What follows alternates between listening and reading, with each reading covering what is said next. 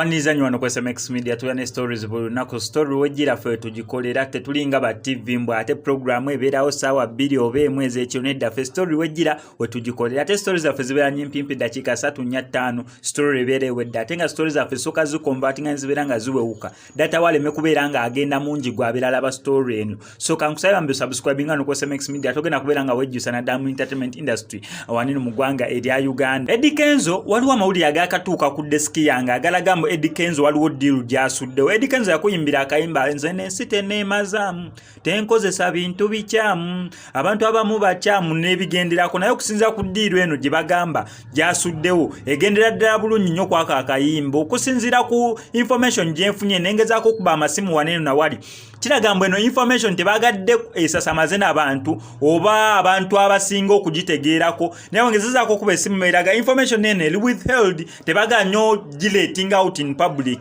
neddiirwe ne badde kuki okusinzira ku information gye nfunyeeko entono kiraga mbu diiru eno ba Europe be bagireese aba European be bagireese ne bamuteera diiru ku meeza diiru ng'eriko sente nnyingi naye okusinzira ndowooza Stan nga we mutera okukomentinga mu comments zange mbu Stan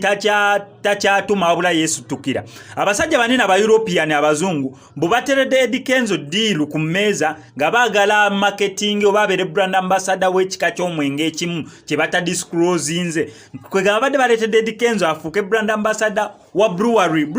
gibeera myenge ekimu kyababadde baagala omuweerako ssente Eddie Kenzo atandika okubeera brand ambassador waakyo mbu babadde bagenda beera nga bamuwaayo emitwalo 29 egya dola ezo ssente nyingi mitwalo 29 ssente nyingi ddala almost ebeera nga biliyoni 1.3 yes sente nyingi emitwalo 29 eza dola okusinzira Eddie Kenzo agamba ensi tegenda kubeera nga enneemazaamu enkozese ebintu ebikyamu Eddie Kenzo sofa alinawo ku ssente si ye muntu gw'oyinza oteeka mu baavu naye oyogera ku bagagge oba abantu abalinawo naddala abayimbi abalinawo Eddie Kenzo tasobola bulako ku eyo list so asazeewo okubeera nga asuula ddiiru eyo wabbali artist akulembeze Katonda we Eddie Kenzo ffenna tukimanyi bulungi nnyo mbu ye Edrisa Musuuza Kenzo eryo lye nickname ye naye omusajja muisiraamu omusajja ayagala eddiini ye kati gwate omuleetere okubeera nga mu product zonna eziri mu nsi gwe n'osalawo okulondayo omusajja omusiraamu okubeera nti naye agenda okubeera brand ambassador w'omwenge sikakubadde mbu alina erinnya sikakubadde mbu asobola obakolera kye mwagala okusinziira ku brand Eddie Kenzo engeri yebrandinzemu naye mmwe ne mulondayo omusiraamu neera okubeera brand ambassador w'omwenge Eddie Kenzo kiteeberezebwa kigambibwa mbu Eddie Kenzo eno diiru yo agisuddewo nga talonzezza na kulonzalonza wadde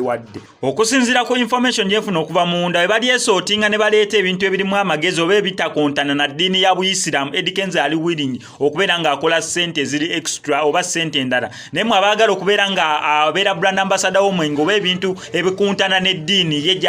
oba ne Katonda we ye gw'asinza Eddie Kenzo agambye sika ssente kanzireke naye ng'eyo deal sigenda beera nga ngisayininga ne information tebagadde kubeera nga bagileeting out nnyo mu public okujja kwano ku SMX Media ffe tufunye omukisa okubeera nga ekyo tukitegedde ngenda kusaba mbe subscribing okubanga ffe wano ku SMX Media we tukikola amanya ndowooza sigadde nze mu SMX representing straight out SMX Media I sign out.